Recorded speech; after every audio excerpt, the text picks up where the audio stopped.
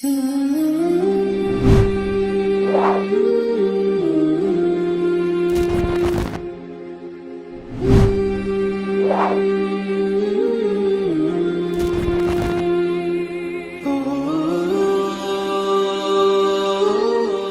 اللہ الرحمن الرحیم۔ مختصر القدوری کا چھٹا باب ہے کتاب الصلاۃ، سبق نمبر 4 میں خوش آمدید۔ آج کے سبق کے اندر ہم باب شروط صلاۃ یعنی نماز کی جو شرطیں ہیں ہم وہ پڑھیں گے۔ عبارت دیکھ لیں، ترجمہ کرتے ہیں، پھر آخر میں اس کی تشریح کرتے ہیں۔ یجب علی المصلی ان یقدم الطہارۃ من الاحداث والانجاس علی ما قدمناہ ویستر عورتہ والعورۃ من الرجل ما تحت السرۃ الی الرکبۃ والرکبۃ عورۃ دون السرۃ وبدن المرأة الحرة كله عورة إلا وجهها وكفيها وما كان عورة من الرجل فهو عورة من الأمة وبطنها وظهرها عورة وما سوى ذلك من بدنها ليس بعورة ومن لم يجد ما يزيل به النجاسة صلى معها ولم يعد ومن لم يجد ثوبا صلى عريانا قاعدا يومي بالركوع والسجود فإن صلى قائما أجزأه والأول أفضل وینوی للصلاۃ التی یدخل فیہا بنیۃ لا یفصل بینہا وبین التحریمۃ بعمل ویستقبل القبلۃ الا ان یکون خائفا فیصلی الی ای جہۃ قدر فإن اشتبہت علیہ القبلۃ ولیس بحضرتہ من یسألہ عنہا اجتہد وصلی فإن علم انہ اخطأ بعدما صلی فلا اعادۃ علیہ وإن علم ذلک وہو فی الصلاۃ استدار الی القبلۃ وبنى علیہا۔ عبارت ہو چکی ہے، اب اس کا ترجمہ دیکھ لیں، پھر اس کی تشریح کرتے ہیں۔ واجب ہے نماز پڑھنے والے پر یہ کہ وہ طہارت کو مقدم کرے، حدث سے بھی اور نجاست سے بھی، جیسے کہ ہم پہلے ذکر کر چکے ہیں، اور اپنے سطر کو چھپائے، اور سطر مرد کا ناف کے نیچے سے گھٹنے تک ہے، اور گھٹنا سطر ہے نہ کہ ناف، اور آزاد عورت کا بدن تمام کا تمام سطر ہے مگر اس کا چہرہ اور اس کی ہتھیلیاں، اور جو مرد کا سطر ہے وہی لونڈی کا بھی سطر ہے، اور اس کا پیٹ اور اس کی پیٹھ یہ بھی سطر ہے، اور جو اس کے علاوہ ہے اس کے بدن میں سے وہ سطر نہیں ہے۔ اور وہ شخص جو نہ پائے ایسی چیز جس سے وہ نجاست کو دور کر لے تو وہ اسی کے ساتھ نماز پڑھے گا اور اعادہ نہیں کرے گا۔ اور وہ شخص جس کے پاس کپڑے نہ ہو وہ نماز پڑھے گا ننگے ہو کر بیٹھ کر، اشارہ کرے گا رکوع اور سجدے کا، اور اگر اس نے نماز پڑھ لی کھڑے ہو کر تو بھی جائز ہے، لیکن پہلا افضل ہے۔ اور نیت کرے گا نماز کی، اس نماز کی جس میں وہ داخل ہو رہا ہے، ایسی نیت کے ساتھ کہ فاصلہ نہیں کرے گا اس نیت اور تحریمہ کے درمیان کسی عمل کا۔ اور استقبال قبلہ کرے گا مگر یہ کہ وہ خوف زدہ ہو تو پھر نماز پڑھ لے گا جس جہت کی طرف وہ قادر ہو۔ اور اگر اس پر قبلہ مشتبہ ہو جائے اور اس کے پاس کوئی ایسا شخص موجود نہ ہو جس سے وہ سوال کر لے قبلہ کے بارے میں تو وہ اجتہاد کرے گا اور نماز پڑھے گا، اور اگر اس کو پتہ چل جائے کہ اس نے غلطی کی ہے نماز پڑھنے کے بعد تو پھر اس کے اوپر اعادہ کرنا نہیں ہے، اور اگر اس کو پتہ چلے نماز میں ہی تو قبلہ کی طرف یہ رخ پھیر لے گا اور اسی پر اپنی نماز کو جاری رکھے گا۔ عبارت اور ترجمہ ہو چکا ہے، اب چلتے ہیں اس کی تشریح کی طرف۔ دیکھیں باب الاذان بھی ہمارا مکمل ہو چکا ہے، اب اذان کے بعد اگلا مرحلہ ہوتا ہے نماز کا۔ تو نماز جب آدمی شروع کرتا ہے تو اس میں کچھ فرائض ہوتے ہیں اور کچھ شرائطیں ہوتی ہیں۔ تو سب سے پہلے حضرت شرائط کو ذکر کر رہے ہیں۔ کسی بھی چیز کی شرط وہ چیز ہوتی ہے جو اس شے پر مقدم ہوتی ہے، جیسے نماز ہے نا، نماز کے لیے وضو کرنا یہ شرط ہے، تو وضو پہلے ہوگا، نماز بعد میں ادا کی جائے گی۔ یا اسی طریقے سے استقبال قبلہ، قبلہ کی طرف رخ کر کے نماز پڑھنا یہ شرط ہے، تو قبلہ کی طرف رخ پہلے کرے گا، نماز بعد میں پڑھے گا۔ تو جو شرط شے ہوتی ہے وہ شے سے مقدم ہوتی ہے، تو چونکہ فرائض یہ بعد میں آئیں گے، پہلے شروط آئیں گی، تو اس لیے یہاں پر آج کے سبق کے اندر ہم جو نماز کی شرائطیں ہم وہ شرائطیں پڑھیں گے۔ تو یہاں پر یہ سمجھے کہ نماز کی کل 6 شرطیں ہیں، اور 6 شرطوں میں سے یہاں پر ذکر کی گئی ہیں 5 شرطیں۔ جو ایک شرط ہے نماز کے لیے اس کا وقت ہونا، وہ پہلے تفصیل سے گزر چکی ہے، کون سے نماز کے لیے کون سا وقت ہے۔ تو نماز کو اپنی وقت میں پڑھنا یہ لازم اور ضروری ہے، وقت کے علاوہ پڑھیں گے تو نماز ادا نہیں ہوگی، وہ ایک شرط گزر گئی۔ اب یہاں سے اب باقی جو 5 شرطیں ہیں ایک ایک کر کے ان کو بیان کریں گے۔ اب یہاں پر دیکھیں شرط نمبر 2 اور 3 فرما رہے ہیں کہ نماز پڑھنے والے پر واجب ہے کہ وہ طہارت کو مقدم کرے، حدث سے بھی اور نجاست سے بھی، جیسا کہ ہم ذکر کر چکے ہیں۔ جو نمازی ہے اس کے لیے پاکی ضروری ہے، حدث اکبر سے بھی پاک ہو، یعنی ایسا نہ ہو کہ اس کے اوپر غسل فرض ہے، یا اسی طریقے سے بے وضو ہونے کی حالت اس سے بھی پاک ہو، بے وضو ہونے کی حالت میں نماز نہیں پڑھ سکتا، اور اسی طریقے سے نجاست سے پاکی بھی ضروری ہے۔ نجاست کی بھی مکمل تفصیل پیچھے گزر چکی ہے، نجاست حقیقیہ، نجاست حکمیہ، یہ ساری تفصیل پہلے گزر چکی ہے۔ تو ظاہری طور پر نجاست وہ بھی نہیں ہونی چاہیے کہ پیشاب پخانہ لگا ہے، خون لگا ہے، ایسا نہ ہو، اور اسی طریقے سے جو باطنی نجاست ہے، ناپاکی کی حالت، یہ بھی نہیں ہونی چاہیے۔ تو یہ 2 شرطیں ہیں جو یہاں پر بیان کی ہیں۔ فرمایا کہ نمازی پر واجب ہے کہ وہ طہارت کو مقدم کرے احداث سے اور نجاست سے علی ما قدمناہ، جیسا کہ ہم پہلے تفصیل سے گزر کر چکے ہیں، بیان کر چکے ہیں۔ تو 2 شرطیں یہ ہوگی، اب باقی جو 3 شرطیں ایک ایک کر کے ان کو بتائیں گے۔ نمبر 3، تیسری شرط یہ ہے کہ اپنے سطر کو چھپائے۔ اگر انسان کا سطر چھپا ہوا نہیں ہے تو پھر اس کی نماز نہیں ہوگی۔ اب سطر بتا رہے ہیں کہ سطر کیا ہے، تو سب سے پہلے بتایا کہ جو مرد کا سطر ہے والعورۃ من الرجل، آدمی کا سطر یہ ما تحت السرۃ الی الرکبہ، سرہ کہتے ہیں ناف کو، اور جس کو پنجابی میں ہم تنی کہتے ہیں، یہ ناف سے لے کے رکبہ، رکبہ کہتے ہیں گھٹنے کو، گھٹنے تک کا یہ مرد کا یہ سطر ہے۔ تو یہ والا حصہ اگر انسان کا کھلا ہوا ہے نماز میں تو اس کی نماز نہیں ہوگی، تو اس لیے نماز میں اس کو چھپانا یہ لازم اور ضروری ہے۔ تو فرمایا کہ اور جو سطر ہے مرد کا وہ سرہ سے لے کے رکبہ تک ہے۔ اچھا، یہاں پہ سوال یہ پیدا ہوتا ہے کہ آپ نے کہا کہ ناف سے لے کے گھٹنے تک مرد کا سطر ہے، تو آیا ناف اور گھٹنا یہ ہیں یا نہیں ہیں؟ تو وہ آگے بتا رہے ہیں، فرما رہے ہیں کہ وَالرُّكْبَةُ عَوْرَةٌ دُونَ السُّرَّةِ، کہ جو رکبہ یعنی انسان کا گھٹنا ہے یہ سطر ہے، یعنی اس کے نیچے تک چھپا ہونا چاہیے، اور جو سرہ ناف ہے یہ سطر نہیں ہے۔ تو اصل میں اس میں حنفیہ کا اور دیگر ائمہ کا اختلاف ہے۔ جو دیگر ائمہ ہیں وہ یہ کہتے ہیں کہ جو رکبہ یعنی گھٹنا ہے وہ سطر نہیں ہے، ناف سطر ہے۔ حنفیہ کہتے ہیں کہ نہیں، ناف یہ سطر نہیں ہے، اگر ناف کھلا بھی ہوا ہے تب بھی مرد کی نماز ہو جائے گی، لیکن جو گھٹنا ہے اس کو چھپانا یہ ضروری ہے۔ اس کے بعد آگے دیکھیں وَبَدَنُ الْمَرْأَةِ الْحُرَّةِ كُلُّهُ عَوْرَةٌ، جو یہ تو ہو گیا مرد کی بات۔ اب آگے آزاد عورت کا آپ بتا رہے ہیں سطر۔ آزاد عورت کا جو مرد ہے وہ تمام کا تمام سطر ہے، اس کے لیے سارے ہی بدن کو چھپانا ضروری ہے۔ وہ اپنے بال نہیں کھول سکتی، اپنے بازو اپنی کلائیاں نہیں کھول سکتی، اور اسی طریقے سے اپنا سینہ نہیں کھول سکتی، اپنی کمر نہیں کھول سکتی، اپنا پیٹ نہیں کھول سکتی، اور نیچے والا حصہ تو بطریق اولیٰ نہیں کھول سکتی۔ البتہ تھوڑا سا استثناء ہے، وہ استثناء کس چیز کا ہے؟ نمبر 1 وجہہا وکفیہا، جو اس کا چہرہ ہے یہ سطر میں داخل نہیں ہے۔ اگر نماز پڑھ رہی ہے اس کا چہرہ اس طریقے سے کھلا ہوا ہے تو ٹھیک ہے، نماز ہو جائے گی، لیکن اس میں اس چیز کا خیال لے کہ اس کے بال یہ کھلے ہوئے نہیں ہونے چاہیے، بال ہی سطر میں داخل ہیں۔ اور اسی طریقے سے وکفیہا، اور اس کی جو ہاتھ کی ہتھیلیاں ہیں، یہ ہاتھ کی ہتھیلیاں یہ بھی سطر میں داخل نہیں ہیں۔ ایک اور چیز جو یہاں پہ ذکر نہیں کیا ہے جو حنفیہ کہتے ہیں وہ یہ ہے کہ جو اس کے آزاد عورت کے دونوں پاؤں ہیں، قدم ہیں اس کے، یہ بھی سطر کے اندر داخل نہیں ہیں۔ تو اگر اس کے پاؤں کھلے ہوئے ہیں تو تب بھی اس کی نماز ہو جائے گی۔ وما کان عورۃ من الرجل فہو عورۃ من الامۃ، اگلا مسئلہ آزاد مرد کا بیان ہو گیا، آزاد عورت کا بیان ہو گیا۔ اب آگے بتا رہے ہیں لونڈی کا سطر کیا ہے۔ تو بتا رہے ہیں کہ جو مرد کا سطر ہے وہی لونڈی کا سطر ہے۔ مرد کا سطر بتا دیا تھا نا کہ ناف سے لے کے گھٹنے تک، یہ مرد کے لیے سطر ہے، اس کو چھپانا ضروری ہے نماز میں۔ تو جو لونڈی یعنی غلام عورت ہے اس کا سطر بھی یہی ہے، اس کے لیے نماز میں اپنے ناف سے لے کے اپنے گھٹنے تک اس کو چھپانا ضروری ہے۔ البتہ تھوڑا سا فرق ہے، جو لونڈی کا سطر ہے اس کا تھوڑا سا اضافہ مزید کیا گیا ہے۔ وہ اضافہ مزید کس چیز کا کیا گیا؟ ایک ہے اس کا پیٹ، اور دوسرا اس کی پیٹھ، کمر، یہ بھی ضروری ہے اس کے لیے چھپانا، لونڈی کے لیے۔ مرد کے لیے چھپانا ضروری نہیں ہے، اگر اس کا پیٹ کھلا ہوا ہے ناف سے اوپر تو ٹھیک ہے، نماز ہو جائے گی، یا اس کی کمر پیچھے سے کھلی ہوئی ہے تب بھی نماز ہو جائے گی، لیکن لونڈی کے لیے یہ بھی چھپانا ضروری ہے کیونکہ وہ محل شہوت ہے، تو اس لیے اس کے لیے اس کو بھی چھپانا ضروری ہے۔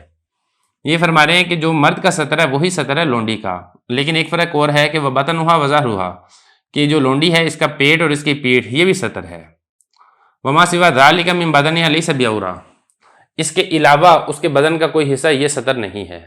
اگر اس کے بال کھلے ہوئے ہیں تو نماز ہو جائے گی جیسے مرد کی ہو جاتی ہے، اگر اس کی بازو کلائیاں کھلی ہوئی ہیں نماز ہو جائیں گی، اگر اس کے کندھے کھلے ہوئے ہیں تو نماز ہو جائے گی۔ یہ فرمایا کہ اس کے سوا جو ہے اس کے لونڈی کے بدن میں سے لیس بعورۃ، وہ سطر نہیں ہے۔ تو یہ ہو گیا تیسرا مسئلہ، اپنے سطر کو چھپانا۔ آگے فرما رہے ہیں وَمَن لَّمْ يَجِدْ مَا يُزِيلُ بِهِ النَّجَاسَةَ صَلَّى مَعَهَا، آدمی نماز پڑھ رہا ہے، اس نے جو کپڑا پہنا ہوا ہے وہ پاک نہیں، وہ ناپاک ہے، تو پھر کیا کیا جائے گا؟ اور اس کے پاس کوئی ایسی چیز بھی نہیں ہے جس سے وہ ناپاکی کو دور کر لے، پانی نہیں ہے اس کے پاس، یا اور کوئی ایسی لیکوڈ چیز نہیں ہے جس سے وہ اپنے کپڑوں وغیرہ کو دھو لے، تو فرمایا کہ اسی کپڑے کے اندر ہی نماز پڑھ لے گا۔ دیکھیں ذرا، وَمَن لَّمْ يَجِدْ، اور اگر کوئی شخص نہیں پاتا ماں ایسی چیز، یزیل زائل کر لے بھی اس چیز کے ساتھ، یہ جو ہی ضمیر ہے یہ لوٹ رہی ہے ماں کی طرف، النجاسہ، نجاست کو زائل کر لے، صلی معہا، تو وہ نماز پڑھ لے گا اسی نجاست کے ساتھ ہی، اس کی نماز ہو جائے گی۔ ولم یعید، اور اعادہ نہیں کرے گا۔ دیکھیں اس میں تھوڑی سی تفصیل ہے، اس میں تفصیل یہ ہے کہ اگر ایک آدمی کا کپڑا ہے اس کا 25% یا اس سے زیادہ پاک ہے، اور 70% بالفرض ناپاک ہے، یا 60% اس کا ناپاک ہے، 70% اور 60% وغیرہ ذالکہ، تو اگر 25 یا اس سے زیادہ فیصد اس کا کپڑا پاک ہے تو اس کے لیے اسی کپڑے میں پڑھنا یہ ضروری ہے، اور اگر 25% سے کم اس کا پاک ہے تو شیخین فرماتے ہیں کہ اس کو اختیار ہے، چاہے تو وہ اسی کپڑے میں نماز پڑھ لے، چاہے وہ ننگا نماز پڑھ لے، لیکن بہتر یہی ہے کہ اسی کپڑے میں نماز پڑھے۔ آگے دیکھیں وَمَن لَمْ يَجِدْ ثَوْبًا صَلَّىٰ عُرْيَانًا۔ اگلا مسئلہ یہ ہے کہ جس کے پاس کپڑے نہیں ہیں تو پھر وہ نماز کیسے پڑھے گا؟ فرمایا کہ وہ نماز پڑھے گا عریاناً، ننگے ہونے کی حالت میں۔ اب کپڑے نہیں ہیں تو پھر کیا مسئلہ؟ ننگے ہو کے نماز پڑھنا یہ ضروری ہے۔ البتہ ننگے ہو کے جو نماز پڑھے گا وہ بیٹھ کر نماز پڑھے گا، رکوع اور سجدے کا اشارہ کرے گا، باقاعدہ رکوع سجدہ نہیں کرے گا، اور جو سجدے کے اندر باقاعدہ نہیں جائے گا، بس ایسے ہی بیٹھے بیٹھے تھوڑا سا اشارہ کر دے گا۔ فَإِنْ صَلَّىٰ قَائِمًا أَجْزَأَهُ، اور اگر اس نے کھڑے ہو کر نماز پڑھ لی اور جیسے مکمل ایک آدمی نماز پڑھتا ہے، رکوع کرتا ہے، سجدہ کرتا ہے، تو تب بھی یہ جائز ہے۔ یہ فرمایا اگر اس نے کھڑے ہو کر نماز پڑھ لی تب بھی یہ جائز ہے، وَالْأَوَّلُ أَفْضَلُ، لیکن پہلا ہی افضل ہے۔ دیکھیں یہاں پہ دو چیزیں ہیں، ایک ہے کہ آدمی کے لیے اپنے سطر کو چھپانا یہ بھی ضروری ہے نماز میں، اور اسی طریقے سے رکوع کرنا، سجدہ کرنا یہ بھی لازم اور ضروری ہے۔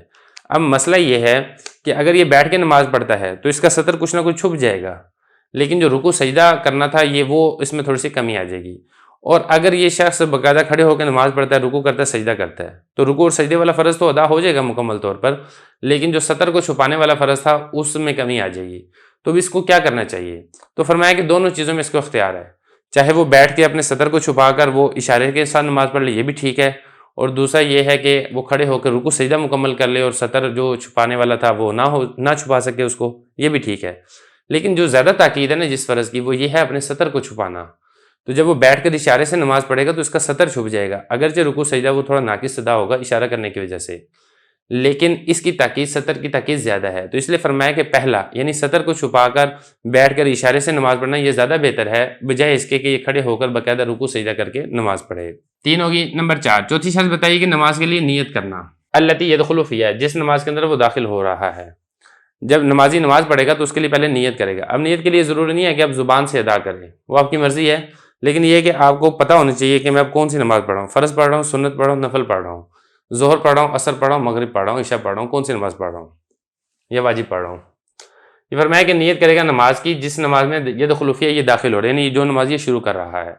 بنیت، ایسی نیت کرے گا کہ اس نیت اور تحریمہ کے درمیان کسی عمل کا فاصلہ نہیں کرے گا۔ مثلا دیکھیں یہ ہے کہ جب اس نے نیت کر لی نماز کی تو اب نماز شروع کرے، اب کوئی اور کام نہیں کرے گا، مثال کے طور پہ کوئی کھانے پینے لگ گیا ہے یا فون پر کسی سے بات کرنے لگ گیا ہے، کوئی ایسا کام جو نماز کے منافی ہو وہ والا کام نہیں کرے گا، تو نیت کے ساتھ ہی پھر اس نے نماز ہی شروع کرنی ہے۔ اگر بالفرض کو درمیان میں فاصلہ آ گیا، نیت کی تھی میں نماز پڑھنے لگا ہوں، کال آ گئی کسی کی، کال سننے لگ گیا، اب کال سننے کے بعد جب کال ختم کرنی ہے تو دوبارہ نیت کرے، اب وہ پہلے نیت ختم ہو گئی ہے۔ یہ فرمایا کہ ایسی نیت کہ فاصلہ نہیں کرے گا، اس نیت، یہ جو ہا ضمیر ہے یہ اس نیت کی طرف لوٹ رہی ہے، اس نیت کے درمیان اور تحریمہ کے درمیان کسی چیز کا فاصلہ اور فرق نہیں کرے گا، بے عمل کسی عمل کا۔ 4، نمبر 5، پانچویں شرط ہے استقبال قبلہ، یعنی قبلہ رخ ہو کر نماز پڑھنا یہ بھی ضروری ہے۔ اگر ایک آدمی قبلہ کی طرف رخ کر کے نماز نہیں پڑھتا، کسی اور طرف رخ کر کے نماز پڑھتا تو اس کی نماز نہیں ہوگی۔ فرمایا قبلہ کی طرف رخ کر کے نماز پڑھنا ضروری ہے، مگر بعض صورتیں ایسی ہیں کہ جس میں اس میں تخفیف کی گئی، یعنی اس کو اجازت ہے کہ قبلہ رخ نہ کرے، مگر یہ کہ اس کو خوف ہو، فیصلی الی جہۃ قدرہ، اگر اس کو کسی چیز کا خوف ہے تو پھر ٹھیک ہے وہ استقبال قبلہ نہ کرے۔ مثال کے طور پہ وہ کسی ایسی جگہ پر ہے جہاں پر اس کو ایک یہ خوف ہو کہ ایک نکر میں کوئی سانپ چھپا ہوا ہے، اب وہ قبلہ کی طرف رخ کر کے نماز پڑھتا ہے تو پیچھے سے سانپ نہ ڈس لے، تو وہ پھر ایسے سانپ کی طرف رخ کر کے نماز پڑھ لے۔ اب وہ جب نماز پڑھ رہا ہوگا تو اگر وہاں سے سانپ حملہ کرے گا تو اپنے آپ کو بچا سکتا ہے، یا اس کو کسی اور چیز کا خوف ہے، مثال کے طور پہ اس کا کوئی دشمن ہے کسی اور طرف وہ پیچھے چھپا ہوا ہے، تو اب وہ اس طرف رخ کر کے نماز پڑھ لے کہ اگر دشمن اس کے اوپر حملہ کرے تو اس سے بچاؤ کر سکے۔ یہ فرمایا کہ الا یکون خائفا، اگر اس کو کسی چیز کا خوف ہے، فیصلی الی جہۃ قدرہ، تو پھر جس رخ کی طرف اس کو نماز پڑھنے پر قدرت ہو وہ اسی کی طرف رخ کر کے نماز پڑھ لے، پھر اس کے لیے لازم اور ضروری نہیں ہے کہ وہ استقبال قبلہ کرے۔ اگلا مسئلہ، فإن اشتبہت علیہ القبلہ ولیس بحضرتہ من یصلہ عنہا اجتہد وصلی، ایک آدمی پر قبلہ مشتبہ ہو گیا، مطلب اس کو پتہ نہیں ہے کہ قبلہ کس طرف ہے، اور یہ عام طور پر ہوتا ہے جب انسان سفر میں ہوتا ہے اور اس کے پاس کوئی ایسا شخص بھی موجود نہیں ہے جس سے وہ سوال کر سکے، تو پھر وہ اجتہاد کرے گا، اپنی رائے معلوم کرے گا کہ سورج اس طرف سے طلوع ہوتا ہے، قبلہ اس طرف تھا، میں ادھر کو سفر کر رہا ہوں تو یہ میرے حساب سے یہاں پر قبلہ ہونا چاہیے، اپنی کیلکولیشن لگائے گا۔ وہ الگ بات ہے کہ اس کی کیلکولیشن ٹھیک ہے یا غلط ہے، لیکن اس کے اوپر یہ کیلکولیشن کرنا اور جو پھر اس کے دماغ کے اندر اپنے حساب سے ہے پھر اس طرح رخ کر کے نماز پڑھنا یہ لازم اور ضروری ہے۔ یہ فرمایا کہ اگر قبلہ اس پر مشتبہ ہو جائے، پتہ نہ چلے قبلہ کس طرف ہے، ولیس بھی حضرتی، اور اس کی موجودگی میں کوئی ایسا شخص نہیں ہے یسألہ عنہا جس سے وہ پوچھے اس کے بارے میں، کس کے بارے میں، اس قبلہ کے بارے میں، اجتہاد، تو وہ اپنا اجتہاد اپنی کیلکولیشن کرے گا، وصلی اور نماز پڑھ لے گا۔ فَإِنْ عَلِمَ أَنَّهُ أَخْطَأَ بَعْدَمَا صَلَّى فَلَا إِعَادَةَ عَلَيْهِ، اب اس نے نماز پڑھ لی ہے، نماز پڑھنے کے بعد اس کو پتہ چلا کہ اوہو قبلہ تو اس طرف نہیں تھا، دوسری طرف تھا، یہ کسی اور آدمی نے آ کے اس کو بتا دیا کہ آپ نے غلط طرف رخ کر کے نماز پڑھی ہے، تو اب نماز درست ہو چکی ہے، اب نماز دوبارہ دہرانے کی ضرورت نہیں ہے۔ یہ فرمایا کہ اگر اس کو معلوم ہو جائے اس نے غلطی کی ہے نماز پڑھنے کے بعد، فلا اعادت علیہ، تو پھر نماز کو دوبارہ لوٹانا نہیں ہے۔ اور اگلا مسئلہ، اس کو نماز کے دوران ہی معلوم ہو گیا، مثال کے طور پہ اس نے اپنی کیلکولیشن کی اور نماز پڑھنے لگا، تو اس نے 1 رکعت پڑھی تھی یا 2 رکعتیں پڑھی تھی، اس کو پھر اندازہ ہوا کہ اوہو یہ میری کیلکولیشن تو ٹھیک نہیں ہے، اس طرف قبلہ کا رخ بنتا ہے، تو نماز کے اندر ہی وہ پھر جائے گا، پھر جس طرف اس کا کیلکولیشن ہو جائے، یا وہ نماز پڑھ رہا تھا، نماز پڑھنے کے دوران ہی کسی شخص نے آ کے اس کو اطلاع دے دی کہ بھئی آپ اس طرف رخ کر کے نماز پڑھیں، یہ درست نہیں ہے، آپ دوسری طرف رخ کر کے نماز پڑھیں، تو نماز کے اندر ہی پھر وہ اپنا رخ تبدیل کر لے گا۔ یہ فرمایا اگر اس کو پتہ چل جائے قبلے کی تبدیلی کا اور وہ نماز کے اندر ہے، استدار الی القبلہ، تو وہ قبلے کی طرف رخ کو پھیر لے گا، وبنا علیہا، اور اسی کے اوپر اپنی نماز کو جاری رکھے گا، مطلب جو اس نے 1 رکعت 2 رکعت 3 رکعتیں پڑھ لی ہیں اس کو دہرانے کی ضرورت نہیں ہے، وہ جو پہلے پڑھ لی وہ درست ہو گئی ہیں، اب باقی کو یہ اس طریقے سے کر لے۔ سفر میں تھوڑا مسئلہ بنتا ہے، تو سفر میں اس کا حل یہ ہے کہ آپ اپنے ساتھ، بلکہ آج تو بہت آسان ہے کہ اسمارٹ فون تقریباً ہر بندے کے پاس ہوتا ہے، تو اس میں گوگل کی ایک قبلہ ڈائریکشن ہوتی ہے قبلہ فائنڈر کے نام سے، تو آپ وہ اس کو قبلہ فائنڈر کو آپ اوپن کریں تو اس میں پھر وہ آپ کا جو قبلے کا ایگزیکٹ رخ ہے وہ آپ کو بتا دیتا ہے، تو اب وہ اپنے جو سامنے آپ نے نماز کے لیے جو کپڑا وغیرہ بچھانا ہے، آپ اس میں لوکیشن آن کر کے اس قبلہ رخ کر کے آپ اس کو اپنے موبائل کے سامنے رکھ لیں، تو آپ کو پتہ چل جائے گا کہ اس طرف قبلہ ہے، تو پھر آپ اس میں نماز پڑھیں۔ ٹرین میں عام طور پہ بعض اوقات مسئلہ ہی بنتا ہے، جس میں یہ ہوتا ہے کہ ٹرین بعض اوقات گھوم بھی جاتی ہے، تو جب ایسے آپ موبائل چلا کے اس کا قبلہ رخ آن کر کے اپنے سامنے رکھ کے نماز پڑھیں گے، تو اگر ٹرین اپنا رخ تبدیل کرے گی تو جو آپ کے موبائل کے اندر ڈائریکشن ہے وہ بھی چینج ہو جائے گی، تو آپ نماز کے اندر ہی پھر جیسے جیسے اگر اس کا رخ تبدیل ہوتا ہے تو آپ نے نماز کے اندر بھی اپنا رخ قبلہ کی طرف کرتے جائیں، تو یہ ایک طریقہ ہے جس کو اختیار کرنا چاہیے۔ تو بہرحال یہ نماز کی جو شرطیں تھیں یہاں پر مکمل ہو گئی ہیں، اب اس کے بعد جو آگے ہے نماز کے اندر باقاعدہ طور پہ شروع ہونا، وہ ہم اگلے سبق میں پڑھیں گے۔